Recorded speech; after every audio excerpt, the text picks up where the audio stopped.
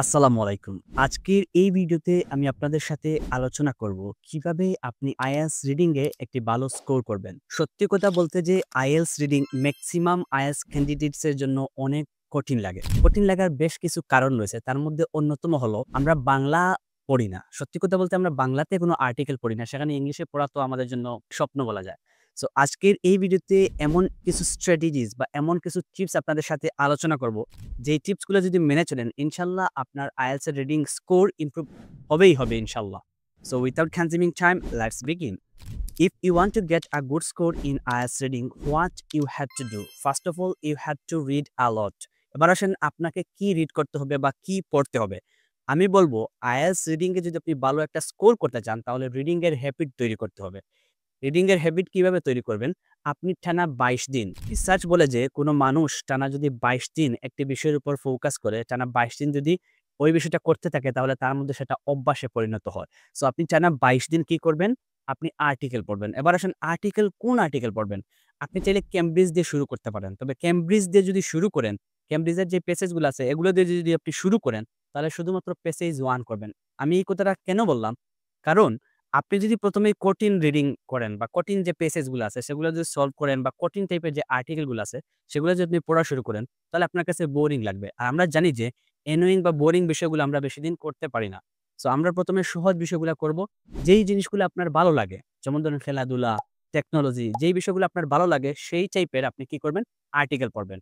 অথবা আপনি চাইলে ডেইলি স্টার পড়তে পারেন। যেমন আমি প্রচুর নিউজ পছন্দ করি, ডেইলি স্টার পড়ার ট্রাই করি অথবা আল জাজিরা, বিবিসি তাদের পোর্টাল পড়ার ট্রাই করি। সো ১ম কাজ হচ্ছে আপনাকে পড়তে হবে, আর্টিকেল পড়তে হবে। তবে সেক্ষেত্রে আপনি সহজ টাইপের যে আর্টিকেল গুলো আছে সেগুলা পড়বেন। নাম্বার 2 তে যেই বিষয়টা করতে হবে, আপনাকে রিল্যাক্স থাকতে হবে। যেমন আমি এই মুহূর্তে যেই পরিবেশে ভিডিও করতেছি, এই টাইপের পরিবেশে আসলে যারা সিলেটের বাহিরে আছেন তারা আসলে এখানে যেমন আপনাদের মনটা ফ্রেশ হয়ে যায়। সো আপনাকে কি করতে হবে? মনটাকে একটু ফ্রেশ করতে হবে। এই ফ্রেশ করার জন্য আপনি একটা মাইন্ডসেট ক্রিয়েট করুন। যেমন আমি ১ম ১০ দিন বা ১৫ দিন রিডিং করার পর আমার যদি স্কোর আসে ১২ থেকে ১৪, তাহলে আমি প্ল্যান করব যে আমার যদি ১৫ থেকে ১৬ তে নিতে পারি সেটাই আলহামদুলিল্লাহ। মানে আপনি ছোট, ছোট করে টাস্ক নেন। যেমন আমি ১ মাসের মধ্যে আমি স্কোর নিব 6 এ, এর পরের মাসে নিব 6.5 এ, এরপরে আমি নিব 7 এ। অথবা আমি ১ম ২ মাসে 5 পয়েন্ট থেকে 5.5 এ নিব। এরকম ছোট, ছোট টাস্ক করুন এবং সেভাবে প্র্যাকটিস করুন। এই কথাটা মেক্সিমাম মানুষ বলে না যে কিভাবে আপনার প্র্যাকটিস করা উচিত। সবাই বলবে প্র্যাকটিস করুন, প্র্যাকটিস করুন। তবে প্র্যাকটিসটাকে আপনি ছোট, ছোট টাস্কে ভাগ করুন। ধরুন আপনি পেতে চাচ্ছেন 6, তাহলে আপনি ১ম ১ সপ্তাহ আপনি 4.5 থেকে 5 এ কিভাবে যাবেন সেটার জন্য কাজ করুন। অথবা সেখানে ৩ সপ্তাহ ৪ সপ্তাহ সময় ব্যয় করুন।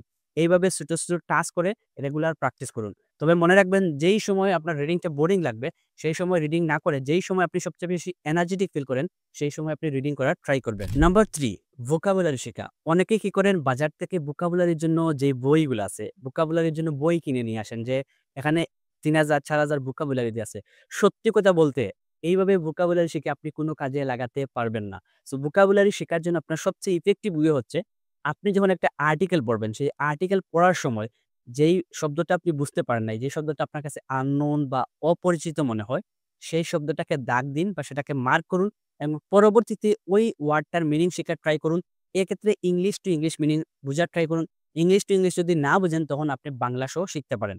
তবে যখন শিখবেন তখন শিখার পর আবার ওই প্যাসেজটা পড়বেন এবং সাথে, সাথে এইটাও দেখবেন যে আপনার ওই ভোকাবুলারি মিনিংটা কি বাক্যে বোঝাতে চাচ্ছে সেটা বোঝার ট্রাই করবেন। এইভাবে করে টানা কয়েকদিন প্র্যাকটিস করলে দেখবেন আপনার জন্য IELTS রিডিংটা সহজ হয়ে যাবে।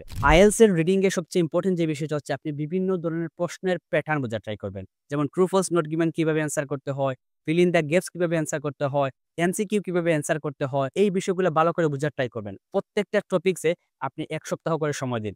যেমন ধরুন সবচেয়ে সহজ হচ্ছে ফিল ইন দ্য গ্যাপস। আমি মনে করি যে একজন স্টুডেন্টের সবার ১ম এ ফিল ইন দ্য গ্যাপস কি করা উচিত? সলভ করা উচিত। কারণ ফিল ইন দ্য গ্যাপস যদি আপনি পারেন, তাহলে দেখবেন আপনার মধ্যে একটা কনফিডেন্ট আসবে।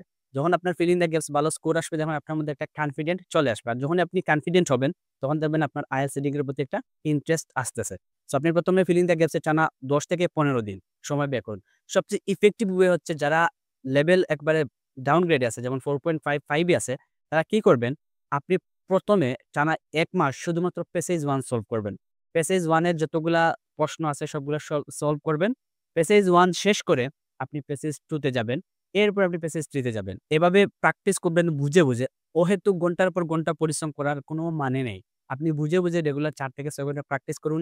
ইনশাআল্লাহ IELTS রিডিং আপনার জন্য অনেক, অনেক সহজ হবে। ভিডিওতে যে বিষয়গুলো বললাম সেগুলো ব্যক্তিগত আমার মতামত, আমার ওপিনিয়ন। আমি কোনো এক্সপার্ট না। আমিও আপনার মতো একজন লার্নার। আমার এই লার্নিং জার্নিটা আপনার সাথে শেয়ার করার চেষ্টা করছি। ভিডিওটি শেষ করব। তবে একটা কোর্সের বিষয়ে কথা বলি। ঈদের পরেই আমাদের বেসিক ফর ISM এর একটা কোর্স আসতেছে।